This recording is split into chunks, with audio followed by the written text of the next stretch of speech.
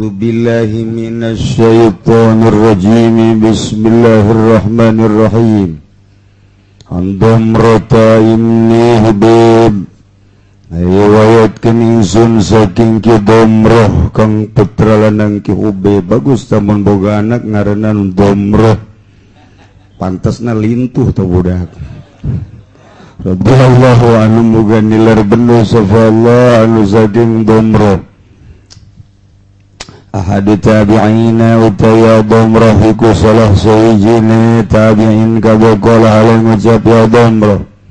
ing lafal kanu ya sahibuna ana ya sahabat kabeh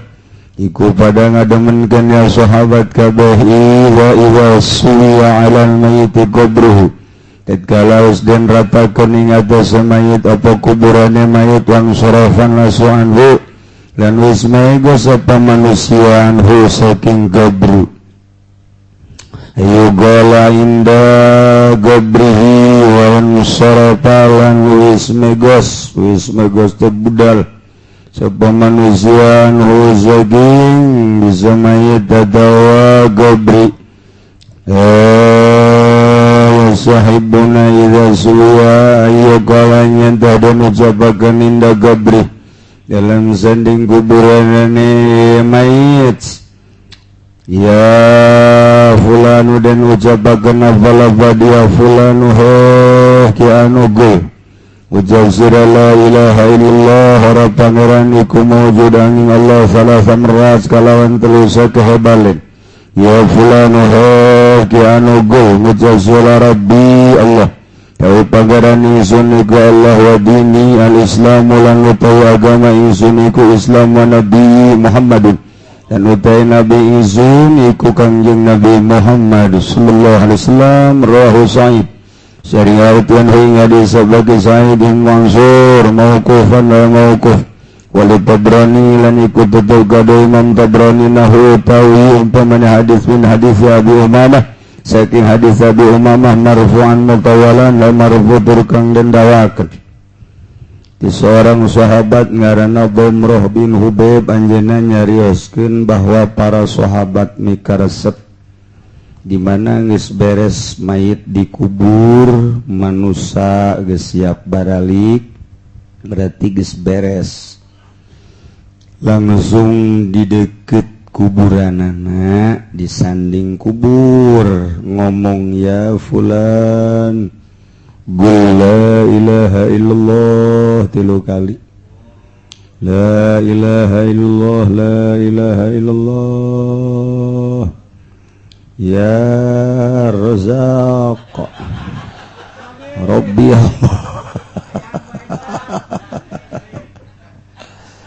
wa dini al-islamu wa nabi Muhammadun talqin ngaranna ye hiji keterangan di dieu kos kieu dina kitab Talqinul Mayyit aya segede kieu kitabna taliti aya cara-cara nalkinkeun mayit urangna lantaran mituturan mayit ngahareup ka kulon geus mituturan mah biasana muwajahah pahareup-hareup berarti urangna aya di belah kulon menghadap ka wetan eta keur carita dipaskeun ku para sahabat cara cicingna disiraheunana mituturan urang gitulah cara nalkin beres urang nalkinan pindah urang ke belah wetan mun di urang keur teu pindah nage henteu naon ngan keur carita pindah supaya doa urang menghadap ka Baitullah bisi nanyakeun kok pundah pindah cenah kiai tanalkinanana jadi seperti etalah cara talqin baheula pernah di zaman almarhum Abah di fotokopi teh urusan talqin teh eta meunang dina kitab Talqinul Mayyit Jadi supaya jelas besi ayam Muhammadiyah nanyakeun nya mah nanyakeun doang ieu percaya henteu naon teu geus kajen eta bae urang bae eta kos kitu tah. Jadi urang pahareup-hareup jeung mayit da ieu sahabat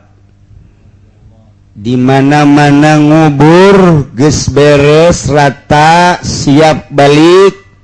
ulah wa kabaralik tidinya omongkeun heula posisi nu bagus nu afdol pahareup-hareup urang jeung mayit berarti ngahareup ngetan ya Habib Razak gol La ilaha illallah wahdahu la syarika lah lahul mulku wa lahul hamdu wa yumitu wa huwa hayyun daimul la yamutu bi yadihil khair wa huwa ala kulli syai'in qadir. Kullu nafsin dha'iqatul maut. Cek Imam Subki begitu ngadenge kullu nafsin dha'iqatul maut kurang langsung nyekel udang urang oh maut aing kullu nafsin dha'iqatul maut nyekel ka mata oh jalain kacamata wareng nu biasa make beli teh aya teh waduh make roden stok diganti ku aya rodek stok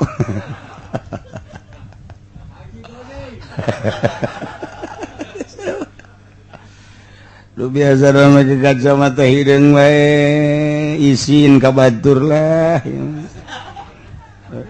oh ku ari mah kapas ya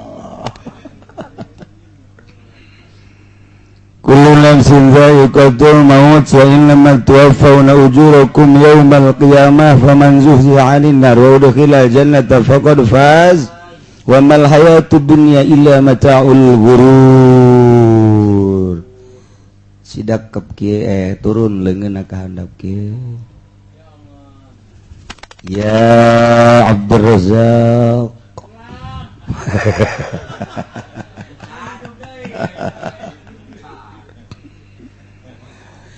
annal mauta hakun wa annal qabra hakun wa anna na'imahu hakun wa anna qabra hakun wa anna na'imahu hakun wa anna azabahu haqq wa anna su'ala munkari wa nakirin fihi haqq al-ana fi atwaqis sarawa baina asakiril mauta fa idza ja'aka al-malakani al-muwakkalani bik wa huma munkaru wa nakir fala yufzi'ak wa la yurhibak fa innahuma khalqun min khalqillahi ta'ala azza wa jalla. Urang ngadengkeun ngarti urang bahasa Arab sanajan urang mau merene ge ajaning kana bae sira we parek ge merene widi sira urang mau pokok kitu widi sira iso sira ora tah kos kitu tah cing urang ngadengekeun beres fa iza ja'akal malakanil muwakkalani bik wa huma munkaru wa nakir fala yujzi'ak wa la yurhibak fa innahuma khalqun min khalqillahi ta'ala azza wa jalla wa iza sa'alaka man rabbuka wa man nabiyyuka wa ma dinuka wa ma qiblatuka wa ma imamuka wa man ikhwanuka wa qul bilisanin fasiha i'tiqadin sahih Allahu rabbi wa Muhammadun nabiyyi wal islamu dini wal ka'batu kiblati wal muslimuna wal mu'minuna ikhwani aqul raditu billahi rabba wa bil islami dina wa bi Muhammadin nabiyya wa rasula ala dzalika huyita wa ala dzalika muta wa ala dzalika tub'atsu insyaallah ta'ala minal aminin billah ulang qabla karak didinya orang ngedoa diantara doana sabbatakallahu bil qawli sabit yusabbitullahu bil qawli sabiti fil hayati dunya wa fil akhirah ya ayyatuhan nafsul mutmainnah irji'i ila rabbika radiyatan mardiyah fadkhuli fi ibadi wadkhuli jannati. Beres pula baralik kabeh jol malaikat siap orang man rabbuka cik malaikat wa man nabiyuka aing ada pertanyaan kos gitu orang dia mau ngageter atuh. Oh tenang malaikat cik orang teh duduk dulu di sini ngopi deh. Aduh masya Allah. Itu pan malaikat lain gitu nanyana, masya Allah. Hei Razak, mana buka? Cek kabeh Razak kayak gak tahu aja. Aneh kan dari Jakarta. Jangan tanya-tanya deh. Ini apa ini? Itu pemonggol. Ya Allah, Gusti Allah. Masya Allah, orang bakal jasa kos gitu. Renungkeun ku urang saat dibukaan sirah urang tali-talina kabeh dibuka dihijikeun dina suku dibuka ditempelkeun pipi urang nu kuari sok dikacaan dibungga dibangga malah pake hiji kabanggaan aing sugih aing kasep aing gagah aing ganteng. Oh dipakai SMS-an jeung jahe jeung macem-macem. Waduh engke ditempelkeun pipi urang kana taneuh minha khalaqnakum ya nu'idukum fiha nukhrijukum taratan ukhra nu kamari teh masyaallah karim. Deuk kumaha deui geus teu saha sugan ieu mah jajelmana sugih ieu mah ada mulia meureun sugan ieu mah presiden pangkat jeung jabatan luhur sugan ieu mah Habib moal ditanya leuwih gemas ka Habib mah sugan kiai atuh ditanya bae kabeh malaikat mah teu pandang bulu nanya bae. Ya nama tugas itu bisa disogok lain cara pengacara diurang hakim diurang jaksa diurang polisi komo kopral lah disogok ku Samsu bae ngagila ya waktu bisa disogok ya Allah masya Allah karim. Inilah ala kadar cerita talqin ya fulan uke di lain hadis lengkap qul la ilaha illallah salah semerat udangnya nak terus gul Rabbi Allahu wa dini Islamu wa Nabi Muhammaduna eta pertanyaan heula di bejaan ku urang gitulah urang geus maot teh talqin ngaranna artina talqin ge kabagi dua talqin teh nah di dieu talqinul mayyit nau'ani wallahu a'lam bissawab.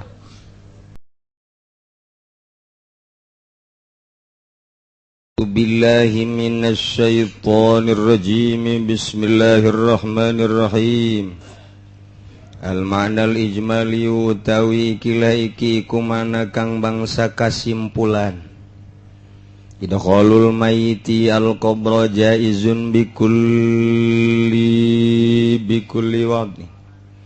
tawi manjingaken mayit ing kubur iku kang wenang kalawan saban-saban wadhu wa tulifa fil afdalilan den perbutaken apa ing dalem kang leuwih utamane alladzi huwa sunnatu kang utawi afdha iku sunnah masukkan mayit sakumaha kamari nu geus dijelaskeun meunang di tiap-tiap wadho teh tempat belah kaler mangga belah kidul mangga belah kulon mangga belah wetan mangga nu penting mah asup ka jero dikubur beres oh masalah geus teh mah ngan ulah didiukeun bae di jero kuburanana. Cuman nu dipermasalahkeun teh dipacekcokeun masalah afdolna anu memang jatuhna kana sunnah ngolatkeun mayit sakumaha ti heula geus dijelaskeun dikakalerkeun mangga dikakidulkeun mah ulah pacek coku urusan kos kitu deuk ditangtungkeun ge malah mangga ajeuna ulah nangtung disungsepkeun masalah huluna dihandap sukuna ka luhur atuh moal demo nya mah geus paeh ieu paling engke diririwaan ge si kiai nang ge cek ririwana kiai bo tega-tega teh kunaon hulu kula di kahandap wal jumhuru ala annahu lan utawi qaul jumhur iku ala annahu yatasasatuhuna ya mayit iku yudkhalu dan panjingkeun ya mayit minal mahalil ladzi wudi'a saking panggonan kang den dokon